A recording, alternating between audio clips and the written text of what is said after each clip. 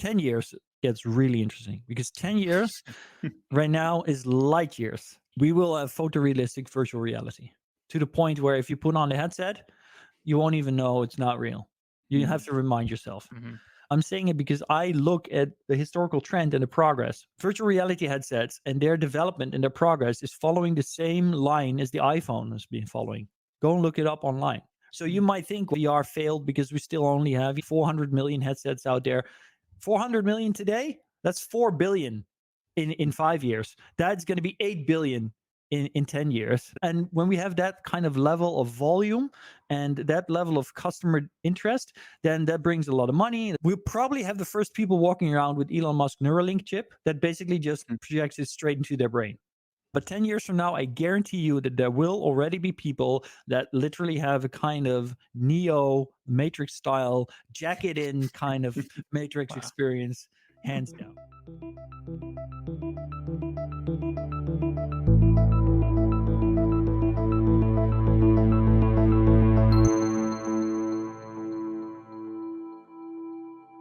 Welcome to another episode of the Untangling Web3 podcast. I am incredibly excited to welcome Aragorn Meulendijks on our show today to discuss humanity and technology. Aragorn is the founder of Innovation Network and a leading voice in the realm of advanced technologies. Known as Mr. Metaverse, Aragorn blends insights from AI, neuroscience, and Web3 to explore the cultural and ethical impacts of technological evolution. His bold perspectives help prepare us for the Singularity, the next major evolution in technology that promises to redefine our future. So, without further ado, let's dive into our conversation with Aragorn and uncover how to stay ahead in this rapidly changing landscape. Welcome to the show, Aragorn. Thank you. Wow, that was an incredible introduction. I mean, hearing that about yourself, I feel like a massive imposter right now. We like to make our guests feel very welcome on the show, and I think you've got one of those very impressive CVs, so it's good that Alec points it out. So, Aragon, how are you doing today, first and foremost? Yeah, maybe I can lift a little of the curtain on what we discussed prior to the kickoff. I was completely, utterly lost in an extreme bout of hyper focus, based on an idea I got after I gave a guest lecture at the Erasmus University in Rotterdam this morning. And I was cracking together my thoughts on the future, combined with the questions from the students I got on what they should be doing, and trying to formulate something that people can read and think, okay, at least you got a starting point now for what's up next. But I think we're going to discuss a lot of what's next in the next hour or so. Yeah, awesome. You're a very busy man, clearly, and I'm sorry to disrupt your hyper-focus period this afternoon. Hopefully we can make it worth your while. No, it's all good. No worries. Awesome. And listen, Aragorn, beyond just your name, which definitely piqued my interest being a big Lord of the Rings fan, the other thing that kind of we both noticed is that you describe yourself in public as a future historian. So that, first and foremost, I just wanted to quickly ask you, what does that mean? What do you mean by future historian? How do you define that as a concept? Yeah, that's a wonderful question. And I'm happy you ask. I don't get asked that question quite enough, I'd say. Apart from the fact that I hate the term futurist. These days, people look to experts to get a grip on where things are going. And the idea is that experts need to be specialists in a certain field. That's the current held belief. Although in the past, we would often look to polymaths. Many of the greatest achievements in history, many of the greatest insights have been brought to us by people that were polymaths. They were generalists. They had a broad swath of knowledge and understanding of very different fields. I'm not an expert in anything particularly. I'm a major university dropout. I spent 6 years studying things like ancient history, Islam, Turkish, international relations, and I didn't really finish any of it. However, what did stick with me is like my scientific kind of approach. How do you study history? How do you do these things? How do you come to conclusions? Logic, very important. I love philosophy, and logic is very important. Facts are also important when and if they are available. And so I have a view on things, and I need people to understand how I come to my view, right? And so to get back to your question, why am I a future historian? Well, I'm not an AI expert. I didn't study computational science or cognitive sciences or anything. I look at most everything through the lens of my very broad general knowledge and the lens of history. What trends and signals can we see in our past and then in today's world, and then extrapolate to the future, right? Because yeah, I really believe that the only way to understand our future, even though I think we're now heading into a future with which we have absolutely no foundational experience, nothing to really properly prepare us, we can still look back in time and kind of extrapolate trends and then use those to get a better understanding of where things might be headed. And so that is why I am a future historian, because I use history to understand the future. I love that. I'm such a proponent of the generalists kind of not leading the world, but having a big role to play. And historically they did. And I think, like I say, more and more now, especially in the Western world, we're so hyper focused on pushing specialists. And you spend your whole life looking into micro tuning one thing or something like this. And it really helps to have people in the room who have a broader range of skill sets, who've looked into different fields. I think so much of the innovation and advancement in today's society is from applying technologies into other fields. And I'm glad that you're also a proponent of that. So just to pick up on one of the things you said that you look back in time, could you talk a little to humanity's historical relationship with technology? Like, what makes humans unique in this space? Yeah, what makes us unique is the fact that we invented technology at all. I mean, I actually really recently, I'm not really clear on the specifics, but I'm pretty sure that recently they observed a certain monkeys or macaques using stones or something as tools in a way that we had never seen before. And scientists actually were speculating on whether we were actually seeing in real time the same type of development that must have once occurred in humans as we started to use tools. So that's interesting, because that means that we're maybe not as unique. We just happen to be the most aggressive ones, if we're to believe Yuval Harari and his view on how we came to be the dominant species. But our relationship with technology is, at least as far as we know, maybe not unique, but it's very special, especially the levels to which we have taken it, the levels of integration and dependency that we have formed on our technologies. Even if there are other species that are using some kind of technology, like dolphins using pufferfish to get high, which arguably could also be seen as a way of using tools or creating tools and to a certain goal, that's still on a completely different level than us strapping VR headsets to our face to go to a different reality. But the interesting thing here, and this is the foundational understanding that people somehow, even though it's really staring us in the face, it's there every single day for us to observe, but most people are unaware of, is that humans develop along a linear path. We are biological creatures. We follow an evolutionary path. We need millions of years to have our genes change and be differently expressed. We're still basically the same today as we were 200,000 years ago. The far majority of human beings is still software update, Homo sapiens, and nothing changed for 200,000 years. But technology, in that same space of time, from the moment we started to walk up straight and use these big brains of ours, however we got them, and we started creating technology, but that technology started slow.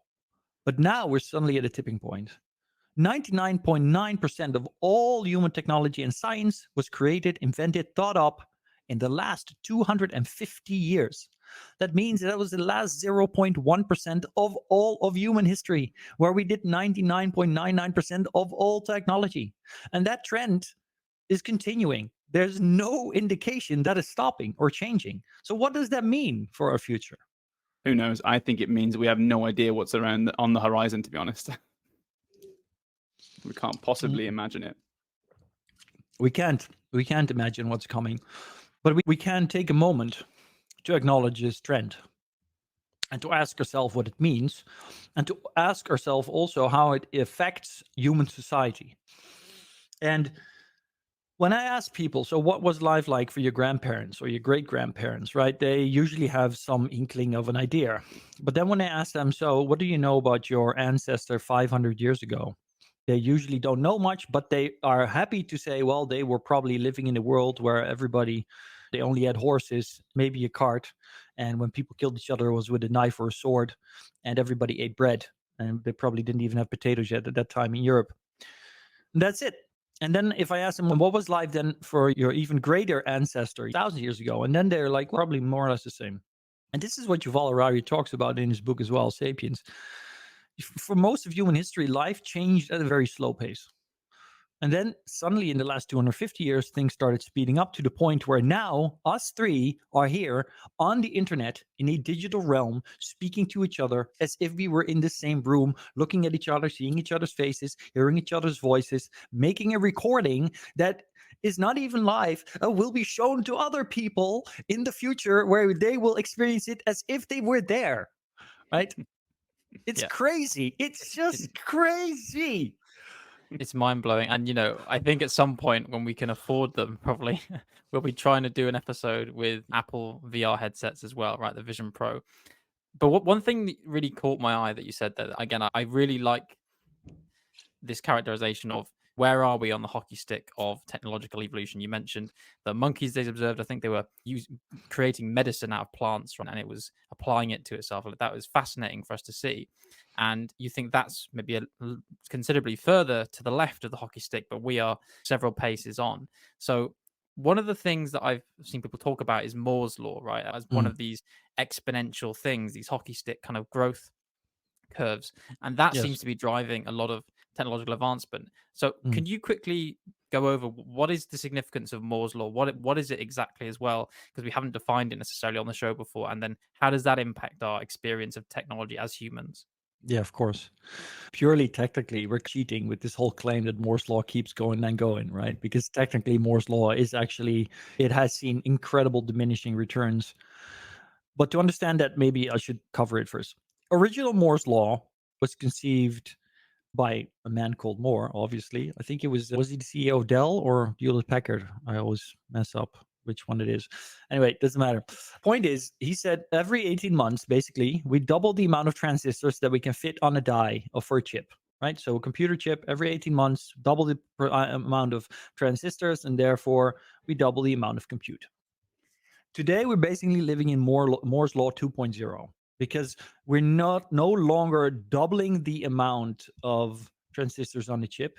We're now basically we're coming very close to the upper limit of how far we can push this technology, because we're already working in the nanometers, right? We're working at, I think, three nanometers now on a chip, which is crazy nuts if you think about it. But we're not doubling the amount of transistors anymore, but we're still more than doubling our computational power every 16 months. So Moore's Law 2.0 basically says that we're still doubling every 18 months our ability to compute. In fact, we're more than doubling every 18 months our ability to compute. The thing is that what we've seen a transition. First, we were doing it by doubling the amount of transistors. Then we started doing it in all kinds of other ways, by optimizing, by pushing more compute out of a single transistor. Or what's happening right now is an artificial intelligence revolution. How was NVIDIA, right, the company, Jensen Huang's company, suddenly went to over $1 trillion in value, now one of the top 3 most valuable companies in the world? How did they achieve this incredible increase in compute? Artificial intelligence, right? I play Cyberpunk 2077, right? Amazing game. I love it. But I played it the day it came out. I think it's already 4 or 5 years ago when it originally came out. But I played it the day it came out. And you know what? Everybody hated it. Why? Because it wasn't finished and you couldn't get more than 10 frames per second and it was crashing all the time. And it looked amazing if it ran well, but for most people it didn't. Now that's a whole different conversation why that happened and what we should do about it. But the fact is that if you run that same game today with improved graphics and more possibilities for making it even more realistic, but if you would run it on the same computer that I first played it on 4 years ago, it will run not twice but 3 times as good. It will have, instead of 40 FPS, it will have 140 frames per second or more. It will look better. Why is that? The hardware didn't change, but the way we use the hardware has improved. And this is Moore's Law 2.0, is what I call it, is that we are constantly finding new ways to improve how we process information. So our compute keeps going up at multiple exponential rate. We are now buying for $1 in 2024, for $1, you can buy 1 trillion computations. In 1935, when we started building the first rudimentary computers with these pipes and air pressure stuff, and it was crazy cyberpunk stuff. You bought 1/1,000,000th of a computation for $1, and we don't even take into account inflation when we do that. And back then, if you wanted to do that 1/1,000,000th of a compute, you had to wait 20 minutes. Or well, maybe not 20 minutes, but a long time. Now you do 1 trillion computations in less than a microsecond. Just it just blows my mind when I think about it. It is mind blowing. I'm glad we touched on Moore's law and the rate of change, because it's so hard to keep up with. And I think one thing that has changed is that humans were the ones that were defining that change, right? We were the agency. But in the last 30, 40 years, and it is 30, 40 years, I know most people have already got onto this trend in the last 2 years, but now that has all changed. Now with machine learning, we're no longer the driving force necessarily behind the rate of change and the advancement. It's not determined by humans, it's determined by machines potentially. So, you touched on it there. Let's dive into that, because I've seen you talk about this a lot on LinkedIn, social media, and I love it. I think you have such interesting perspectives on this. So how would you describe artificial intelligence to someone who's non-technical, not part of this world? Whew. That might well be the best question anybody ever asked me. I think the question is, how would you define intelligence? And then the artificial part is just another label or a subcategory, right? What is intelligence? The vote's out on this one, honestly, right? We might think that we know what intelligence is, and we use this word every day when we talk to other people, and we will say, well, he's not so intelligent, or she's super intelligent, or what are we really talking about? Honestly, we're just talking about our perception of somebody's ability to process information, right? And then give an output that we feel is impressive. That's what intelligence is. At least that's how we look at it, and we judge it every day. And of course, it doesn't sound too human, right? It isn't necessarily human. And actually, the truth, going back to your question, I really don't have an answer for your question. I don't. Everything I'm going to say from this point on is just me trying to come up with a way to understand. Because the thing is that the best philosophers in history have been, anyway, trying to answer the question of intelligence, and none of them have succeeded. None of them have provided us with an answer that we're all happy with. We have come to a agreement on how we use it in day-to-day life.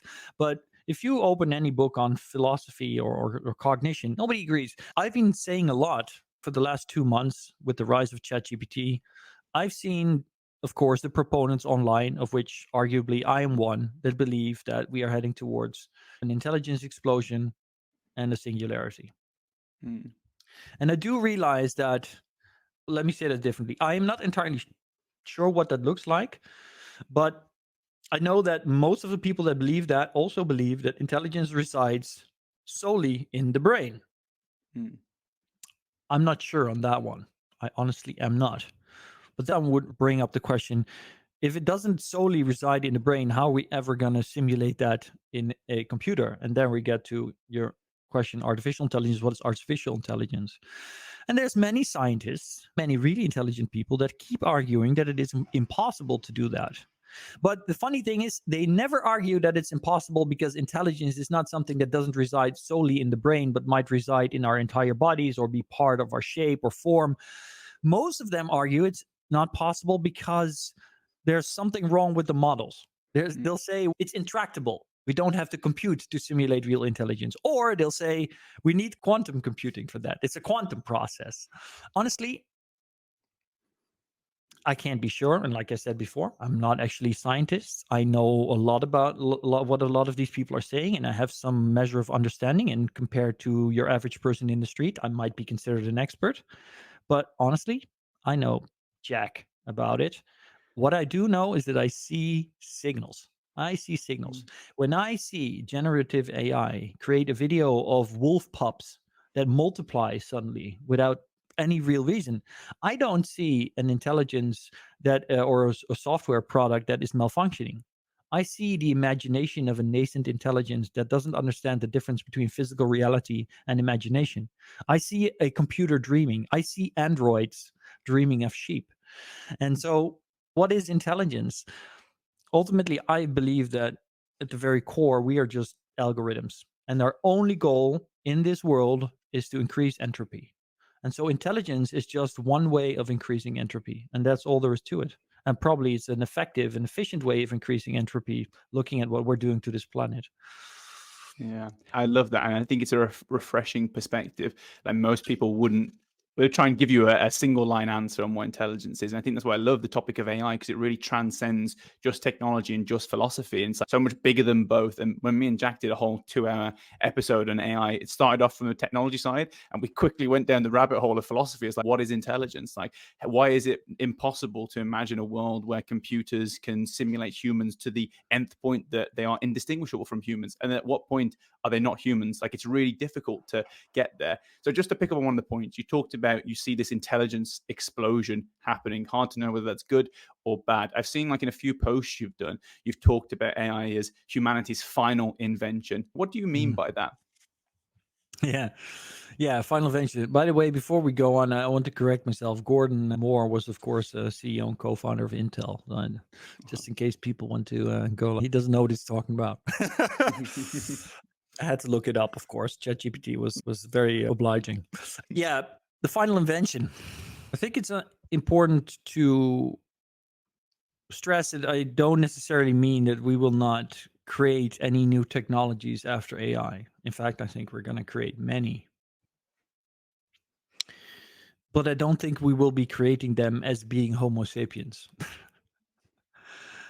I think AI is going to launch us into new level of reality and civilization that we cannot possibly comprehend. And so going forth, humanity will no longer be inventing things in and of ourselves, right? If we look at, for example, penicillin. Penicillin was, well, okay, technically it wasn't invented, it was empirically discovered. Maybe this is not the best example. Combustion engine. Let's take the combustion engine. Jean-Joseph Etienne Lenoir was a Belgian man who invented the combustion engine. Great invention. We're using it every day. He didn't put it in a car straight away. That was Carl Benz who invented the car. And then, because Carl Benz was told, a horrid contraption, Henry Ford was forced to invent the conveyor belt so that he could mass produce the Model T. That's how that went down. All of these things, all of these men invented things. Of course, they used knowledge that they then got from people that came before them, right? Carl Benz built on the work of Jean-Joseph, and then Henry Ford built on the work of Carl Benz. We all stand on the shoulders of giants, but up until this point, mankind has been the sole creator and inventor of our technology, right? And in that sense, we invented these things. We created them. We came up with the ways of building them and doing that. That time is already over. Man's best and strongest technology today is no longer created just by man, right? Up until a few years ago, it was still engineers with a computer, basically some jacked up calculator on steroids. But now the game has changed, right? The game has changed. Now we're talking to an intelligence other than our own that is informing our decisions and our ideas and our creativity. On every single test we can run at this point, GPT-4o scores higher creativity marks than humans. It's scoring an IQ of 125 to 130 on most standard tests. And I guarantee you that at OpenAI right now, they're not working like, oh, we have this team of humans and we're thinking about the next AI. No, they're using the best version they have of GPT-4o or something else to help them develop the next product. And that AI might not be putting itself together yet. It might not be reproducing its own species in that sense, but it is helping them build. NVIDIA has inside the company, they basically build an AI that holds all the knowledge of the company going back 2-3 decades. So they created basically an AI that represents their company and all its knowledge, and everybody can talk to it. That means that no NVIDIA engineer going forward will ever be the sole inventor of something, because they will always have created it in collaboration with this AI. And that is why AI is the final invention of humanity. Yeah, that's a really interesting perspective. I definitely hadn't thought about it before, but I completely agree, and it tallies with how I use AI. It almost feels like everything we're doing now, we're having our hand held a little bit, or you have Gen AI on your shoulder now, right, to guide you through everything you're doing in day-to-day life. So I completely understand where you're coming from with that, and I think it gets really interesting, even for the purposes of posterity, right? Like maintaining the history and knowledge of a whole company that lives in people's heads, and then ship of Theseus, everyone leaves the company over time, it's completely replaced. Is it the same company anymore? Well, now we have a kind of mechanical way to preserve that, which is super interesting as an idea. Is that then, so at this point it sounds like you're saying we've already reached, right, we've invented it, it's the final invention. Is this then, is this what you describe as a singularity? You mentioned that earlier, this point where it passes beyond our capability, or do you think that's still to come? And what does that even look like, the singularity, in your mind? The characteristic of a singularity is that you can't see it. It sucks. It's a good way to get out of the question. Yeah, I mean, but Ray Kurzweil, and of course, actually before him, I think it was Werner Vinge who actually was the first one to come up with the idea of the singularity.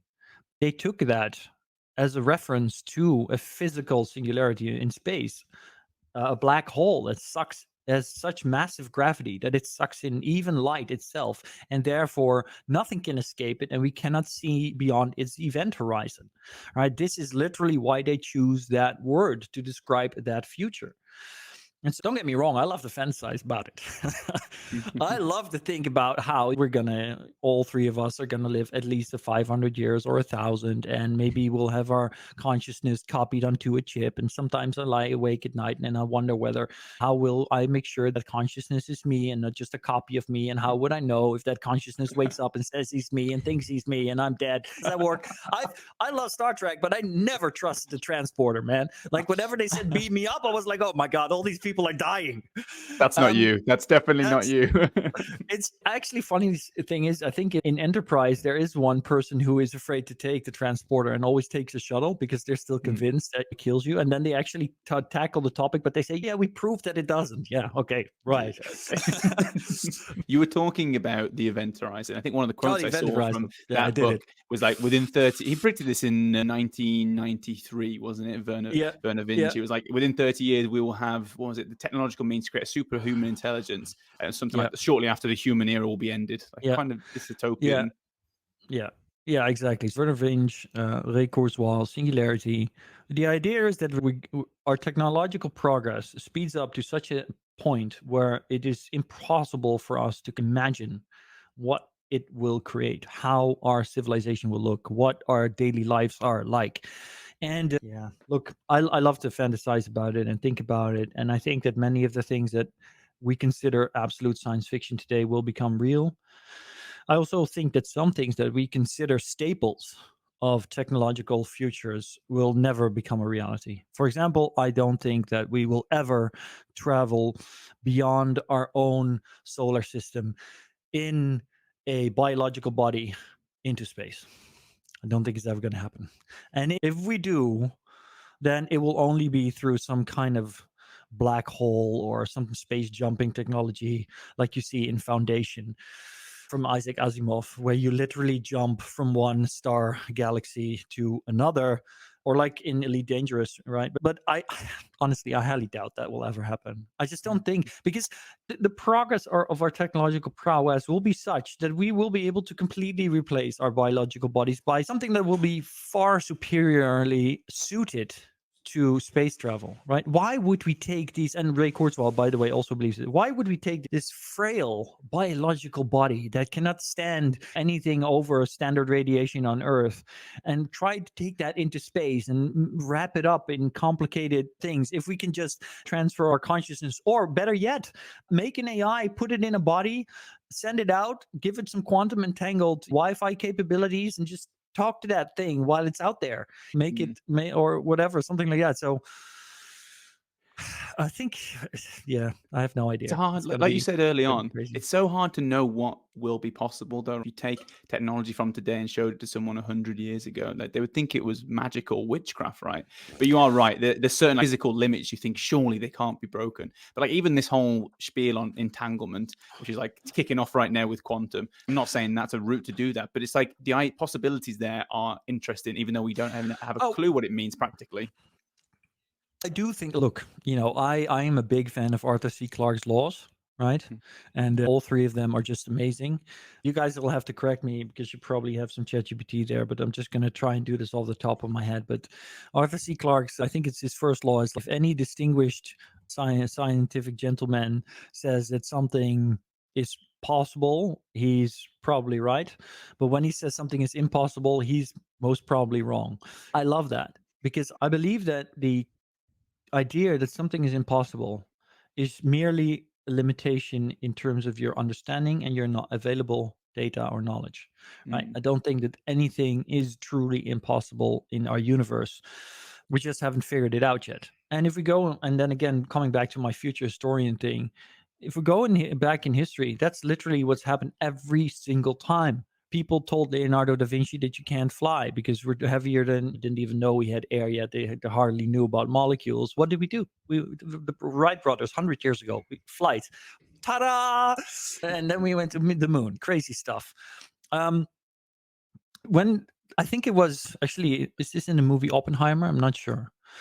I think that in 1935 there was a convention, and a well-known physicist at the time, and I forget his name, he said it will never be possible to generate energy through nuclear fission. It's impossible. And there was literally one guy in the audience that took him 1 week to prove that was possible, right? So this is the thing with humanity. And we might not be Homo sapiens going forward, well, but we will always be humanity, right? If we are Homo Deus or Homo technologicus or whatever it is that we are, I think we're going to break every single law of physics that we know today that think is immutable. We won't break it, but we'll find ways around it. I do believe that. But that only makes it more complicated to understand where we're going in the future, because it means that we will be creating things that the three of us right now, and even the craziest people on this planet, can't even conceive of right now. Yeah, I love that. I do love that. I think, like, just to relate to your point about us not being able to, you don't think we'll ever be able to leave this galaxy or this where we are now, basically the Milky Way. And you started this conversation talking about, okay, we three are exchanging, interacting digitally in a different room, which is like a different world, our digital experience right now, that people in the future will be able to take a snapshot of and experience themselves. I've got to come to how you're widely known, the Mr. Metaverse tagline. And we've got to talk about it because it's so interesting. I think you've got, again, such an interesting insight to this space. And I think there's been a lot of buzz around it. Maybe some people think it's overhyped. Some people don't think it's actually been realized right now. But you've got a really great perspective on this. But what is the metaverse in your mind? Reality Plus. And I'm perfectly willing to admit that I stole that straight from David Chalmers' book as a title. But I love David Chalmers, and I love his book Reality Plus, which of course is not on the metaverse so much as it is on simulation theory and the nature of reality itself, and whether a virtual reality is reality. And he argues it is, and I agree. In today's world, in our world, it comes down to signals, historical signals. In this case, not so much ancient history, but recent history. There's an increase in how we interact with our reality, right? Our lives have increasingly moved into the digital realm, starting with the rise of the personal computer in the 90s, which I was there for that. My first computer was a Commodore 64 in 1990 or 91, I think. And then I did get my first 286 processor personal computer in 94 or something. From that moment on, we started transferring parts of our lives. We started offloading parts of our cognition to the digital realm. And we had been offloading part of our cognition to technology for a long time. I mean, Socrates refused to write anything down because he said that makes you stupid, because then you lose the ability to remember things, right? It's incredible. It's so reminiscent of the story of teachers when the calculator came out. Yeah, if we use calculators, we don't know how to calculate anymore, we become stupid. This is always the narrative. Still, though, our offloading cognitive functioning to computers in the 90s and how that has developed over the last 3 decades is different in the sense that we have been not so much always completely doing away with things that we did, but we've also been transferring our identities, our being, and our existence into this digital place to the point where now, I mean, there's horror stories that got mixed up in the system, right? Somebody's who personal profile get mixed up with a criminal, and then all hell broke loose in their life for them because government couldn't distinguish between this person and a criminal. And that tells you something. We do not just exist in the physical world, we now exist in a digital world. And that is the metaverse. Right. So the metaverse is not just this virtual reality kind of environment where we go and we do things. No, that is just a more advanced version of the metaverse where the boundaries between our physical reality and the virtual reality be blend, and where we integrate more of our senses into this digital reality. But this digital reality exists today. It exists right now. You guys have bank accounts, you have crypto accounts, you have your WhatsApp account. Today, it's all separate. It's all non-interoperable. You have to log into your WhatsApp, and if you move from Android to iPhone, you lose all your chat history, and basically your identity is lost for a little while there until you build it up again. You go out of this room, you have to log into the next room, right? If you leave Meta, you go to you go to LinkedIn. It's all separate. It's already the metaverse in the way I look at it. It's just a nascent or proto metaverse, and the metaverse that people often talk about and what they're referring to as in the future is when this reality becomes fully interoperable and is integrated to the point where we almost no longer differentiate between that reality and physical reality, and through augmented reality they will overlap, and through virtual reality we'll simply move from one reality to the other. Yeah, there's so many threads there I would love to get deeper into. I love that you talk about this idea of offloading parts of our cognition to technology, because everything we talked about for AI, that perfectly describes how we're using ChatGPT. And under that kind of umbrella definition, maybe even AI then does sit within this definition of metaverse. But I really like the way you're talking about it there, acknowledging that everything is already online. I was going to ask, how much time do you think we'll be spending in the metaverse in the future? But with your definition, I think we already know, right? It's probably pretty much what we're spending right now, if not maybe a tiny bit more, as these interfaces become more seamless and more easily interoperable, as you said. How do you think we will end up using it? I'm conscious that you've already said we can't necessarily predict the future possibilities, but do you have a hunch on how most people will experience the metaverse or the future iterations of the metaverse going forward? On what horizon? Are we talking 2 years, 5 years, 10, 15, 50? Let's do 2, 10, and 50. Let's see if we can go there. 2, 10, and 50. Okay. I think 2 years from now, I think the biggest difference we'll see is going to be as a result of artificial intelligence. And what I mean by that is simply its further integration and integration into our wearables and integration into our lives as a result. So one leads to the other. So we're seeing Meta roll out its Ray-Ban glasses, of course, and I would have thought that the rollout and of all of that would have been going a little quicker. I own a pair, but I have to do really complicated things to even make the AI work in Europe. Having said that, I still think we're definitely on track to see significant product launches over the next 2 years of this kind of wearable technology. Not AI pins, not rabbits. For those that know what I'm talking about, two massive fugazis right there.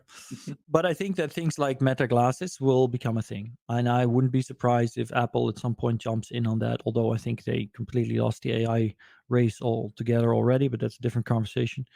These will become very important because they will be constant assistants, constant companions that will be constantly in our lives through our AirPods or our glasses or our smartwatch, that we will interact with in smart ways that will be contextually, semantically aware of who we are. And this is really going back to the original term Web3, right? You have Web3, which comes from Ethereum community a few years ago, referring to decentralized tech and NFTs. But the original idea of Web 3.0 actually is how they wrote it. That's how you differentiate. Web 3.0 was the idea of an internet in the future that would be semantically understanding and aware of the data that we process through it. So it wouldn't just be a store or a way of transferring data and information, but it would also be contextually aware of that information and provide us and understand our needs, etc. And this is where we're heading. And so 2 years from now, I think we're going to make significant steps in that direction. Just think about it.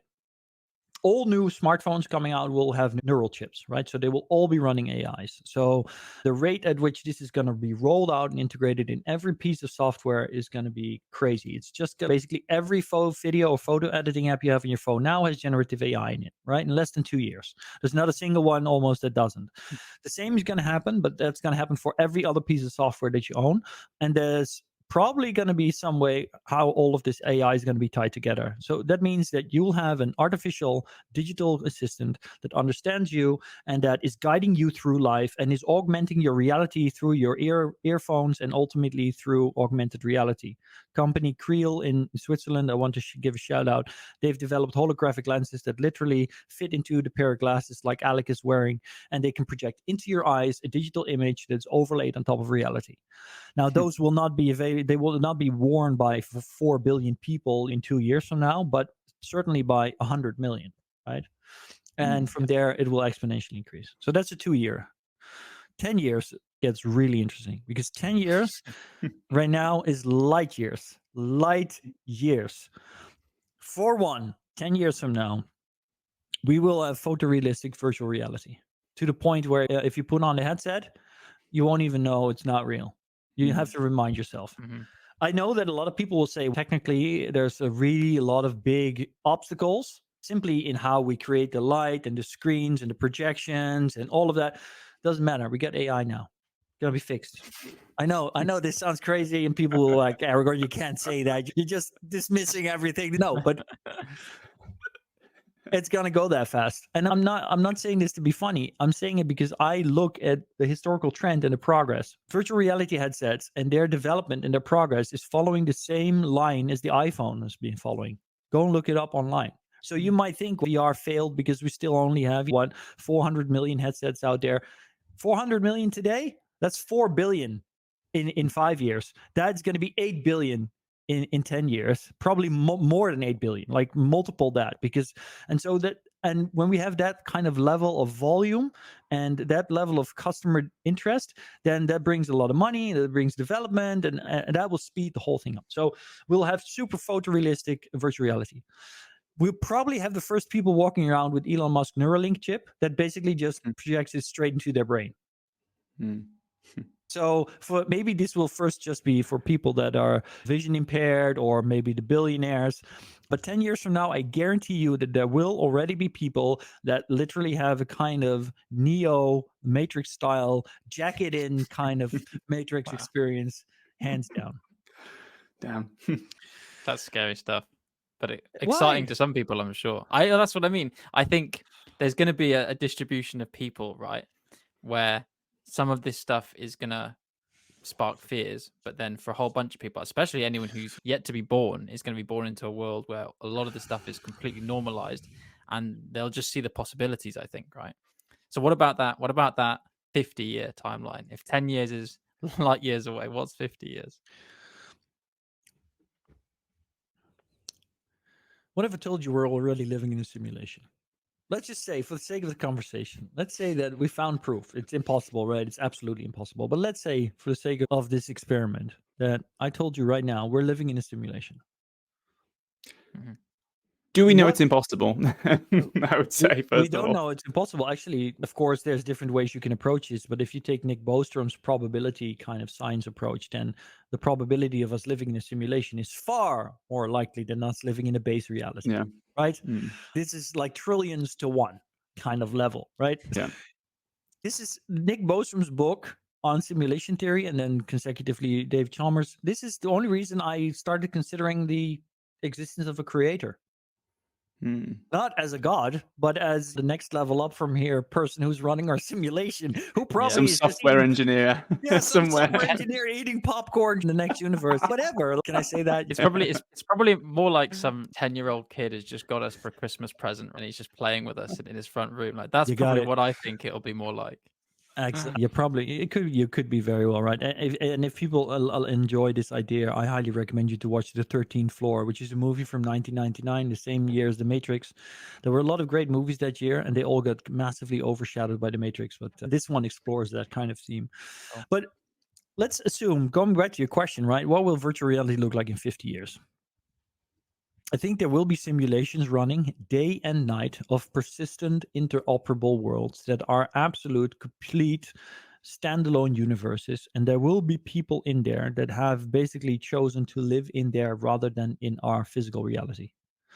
And I cannot say 100% certain whether they will be some kind of brain in a vat where they basically put their body in some kind of stasis while it is controlling their virtual form, or whether they will be completely uploaded. Like I said, I still have my doubts about that one, even though it makes no sense. I admit that as well. So now I'm reflecting on this, it might be more an emotional objection than a purely logical one.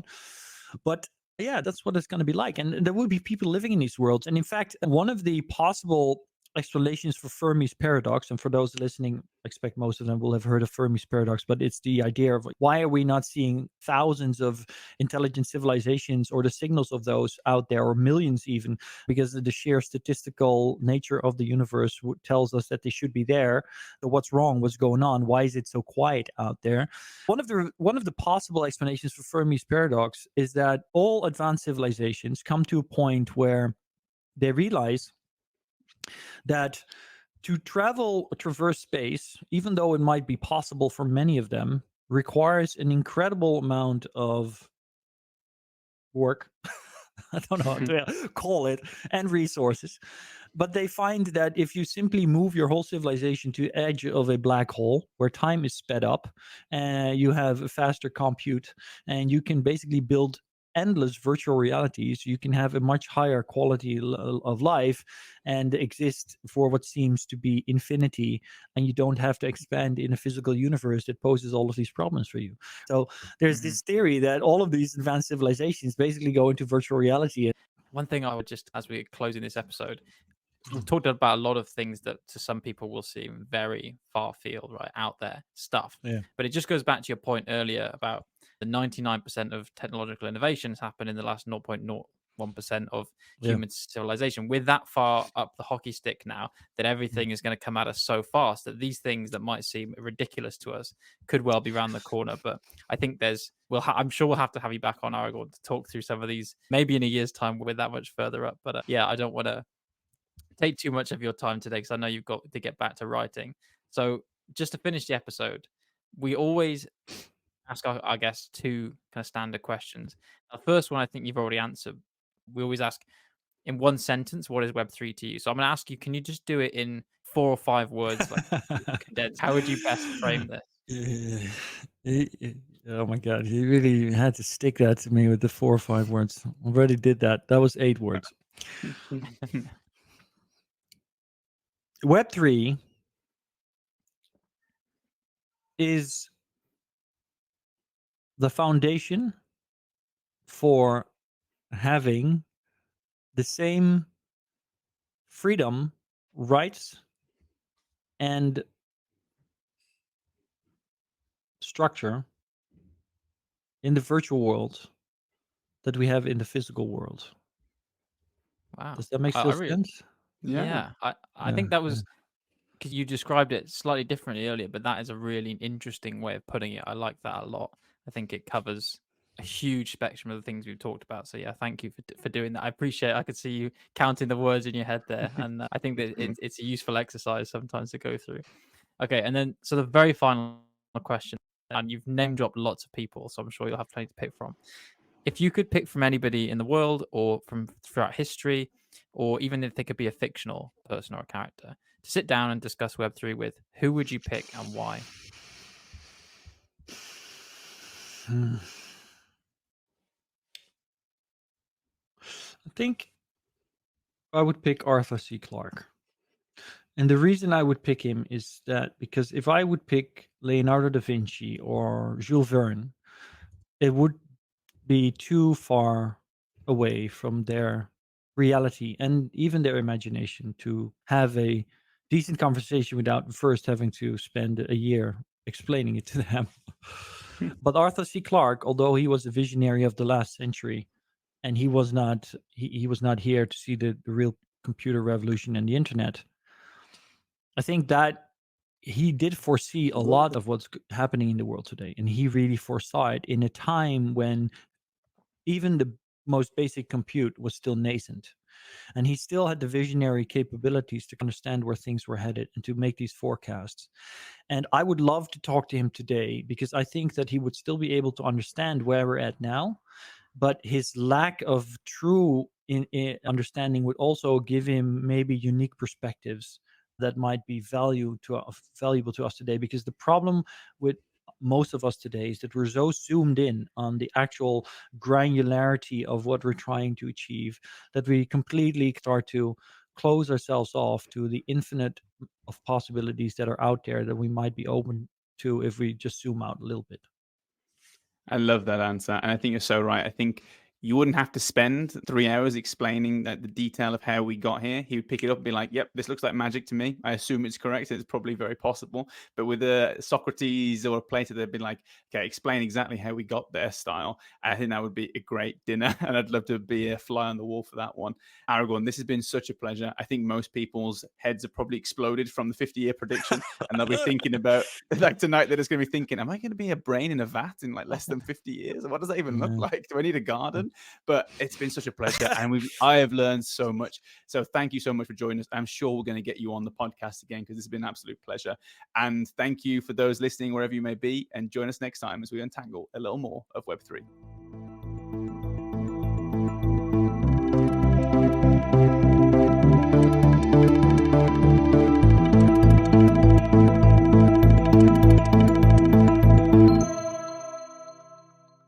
Thanks for tuning in to another episode of Untangling Web3. Don't forget to send us your thoughts, questions, and comments on social media, and be sure to follow us on your favourite podcast provider to catch the next episode. See you next time to untangle a little bit more of Web3.